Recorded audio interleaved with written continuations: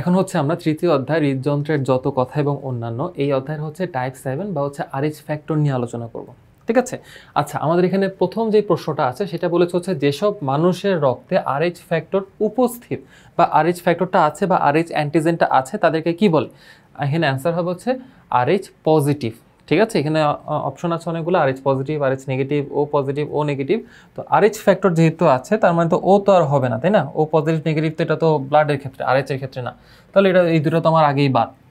তাহলে আমাদের অ্যান্সার হবে হচ্ছে কি আরএইচ পজিটিভ। যদি আরএইচ ফ্যাক্টর উপস্থিত থাকে তাহলে আরএইচ পজিটিভ, আর না হলে হচ্ছে আরএইচ নেগেটিভ। আচ্ছা, এরপরের প্রশ্ন বলেছে কি আরএইচ পজিটিভ ফ্যাক্টর যুক্ত সুমনের সহিত, সহিত মানে হচ্ছে সাথে আর কি, একটু সুন্দর বাংলায় বলছে। তো সুমনের সাথে বা সুমনের সহিত আরএইচ নেগেটিভ ফ্যাক্টর যুক্ত স্বপ্নার যদি বিয়ে হয় তাহলে কি সমস্যা হতে পারে। আমরা জানি যদি আরএইচ পজিটিভ আর আরএইচ নেগেটিভের মধ্যে প্রকট অ্যান্টিজেন হচ্ছে আরএইচ পজিটিভ। ঠিক আছে, প্রকট অ্যান্টিজেন হচ্ছে আরএইচ পজিটিভ হবে। আচ্ছা, ভালো কথা।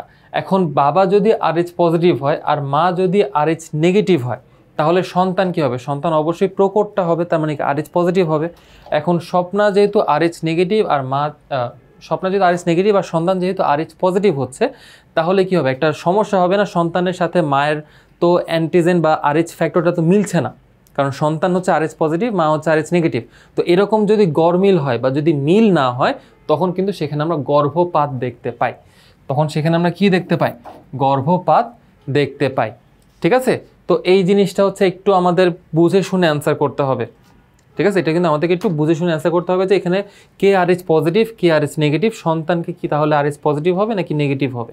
ওকে, বুঝতে পারলাম? আচ্ছা, এখন যদি আমরা এর পরের প্রশ্নে চলে যাই, মানে হচ্ছে 94 নম্বর প্রশ্নে যদি আমরা যাই যে আপদকালীন সময়ে রক্ত সঞ্চালনের সময় দাতা ও গ্রহীতার গ্রুপ জানা না থাকলে তখন আমাদের কি হবে। আপদকালীন সময়ে রক্ত সঞ্চালনের সময় দাতা এবং গ্রহীতা গ্রুপ যদি জানা না থাকে তখন আমাদের কি হবে? তখন হচ্ছে বা তখন আমরা কি পদক্ষেপ নিব? আমাদের অ্যান্সার হবে হচ্ছে 2 নাম্বারটা। কারণ আমরা জানি কি সর্বজনীন দাতা হচ্ছে ও মানে রক্তের গ্রুপ ও, আর ও নেগেটিভ হচ্ছে সবাইকে রক্ত দিতে পারে। তো এই জন্য হচ্ছে ও আর আরএইচ নেগেটিভটা হচ্ছে আমরা সঞ্চালন করাটা শ্রেয়। ওকে, আচ্ছা 95 নম্বর বলছে কি অ্যান্টি আরএইচ ফ্যাক্টরের প্রভাবে নবজাতকের কোন রোগটি হতে পারে। আমাদের অ্যান্সার কি হবে? অ্যান্সার হবে হচ্ছে জন্ডিস। ঠিক আছে, সন্তানের হচ্ছে জন্ডিস হতে পারে যদি যে ওরকম আরএইচ পজিটিভ নেগেটিভের জন্য যদি কোনো সমস্যা হয় তখন কিন্তু প্রথম সন্তানটা যদি ভূমিষ্ঠ হয়ও তার কিন্তু বিভিন্ন রকমের রোগ হতে পারে বা অসুস্থ থাকতে পারে, জন্ডিস হতে পারে বা বিভিন্ন রোগ হতে পারে।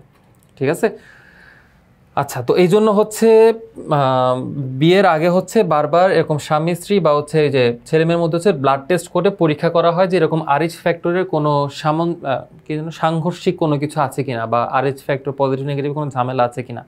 ঠিক আছে, এটা কিন্তু আমাদের মানে ভালোর জন্য আর কি এই টেস্টটা করা হয়। আচ্ছা, এরপরের প্রশ্নে আমাদের একটা উদ্দীপক দেওয়া আছে যে সালমার রক্তের গ্রুপ ও এবং আরএইচ নেগেটিভ। আচ্ছা, তার স্বামীর রক্তের গ্রুপ হচ্ছে এ, তাদের 3 বছর বয়সের একটি সন্তান রয়েছে। এখন সালমা আরও একটি সন্তান নিতে চাচ্ছেন, কিন্তু তার স্বামী রক্ত পরীক্ষা করে ডাক্তার তাকে সন্তান নিতে নিষেধ করলেন। তার মানে কি? তার মানে আমরা কি বুঝতে পারতেছি যে যেহেতু সালমা আরএইচ নেগেটিভ তার মানে তার স্বামী অবশ্যই হচ্ছে আরএইচ পজিটিভ হয়ে গেছে বা আরএইচ পজিটিভ। ঠিক আছে, তার স্বামী অবশ্যই কি হবে?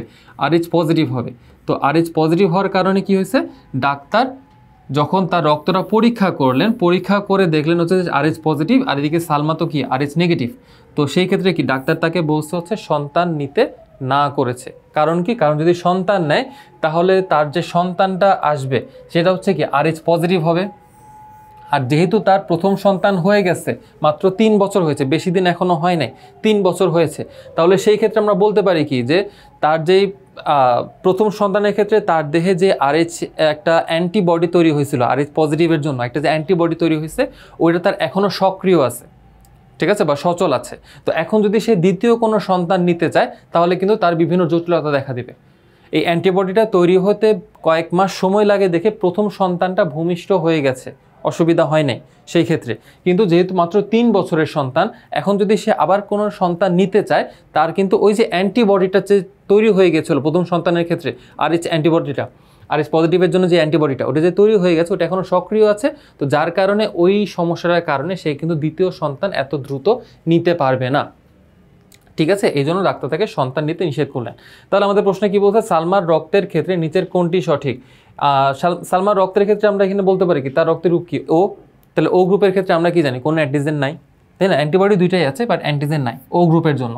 এখানে যদি RH এর প্রশ্নটা আসে নাই, এখানে জাস্ট ও গ্রুপের জন্য প্রশ্নটা আসছে। এখন পরের প্রশ্ন বলছে কি, পরের প্রশ্ন বলছে হচ্ছে যে ডাক্তার সালমাকে সন্তান নিতে নিষেধ করার কারণ কি? ভ্রূণ নষ্ট হয়ে যেতে পারে, গর্ভপাত হতে পারে, সন্তানের রক্ত স্বল্পতা দেখা দিতে পারে। ঠিক আছে, তাহলে আমাদের অ্যান্সার কি হতে পারে? আমাদের অ্যান্সার হচ্ছে সবগুলাই হবে, তাই না? অ্যান্সার মধ্যে কি সবগুলাই হবে, কারণ সবগুলাই হতে পারে, ঘটনা সবগুলাই সঠিক। তাহলে আমাদের অ্যান্সার হবে কি সবগুলাই। তাহলে আমরা যদি যাই আমাদের অ্যান্সার হবে হচ্ছে কি সবগুলাই হবে অ্যান্সার। আমাদের অ্যান্সার হবে হচ্ছে সবগুলাই। ওকে, যেহেতু গর্ভপাত হতে পারে, সব রকমের সমস্যাই হতে পারে, তো আমাদের এখানে উত্তর হবে কি 4 নাম্বারটা, অর্থাৎ সবগুলা। ওকে, তো এই ছিল হচ্ছে মোটামুটি আমাদের টাইপ 7 নিয়ে আলোচনা। পরবর্তীতে ইনশাআল্লাহ আমরা আবার টাইপ 8 নিয়ে হাজির হব। সেই পর্যন্ত আল্লাহ হাফিজ।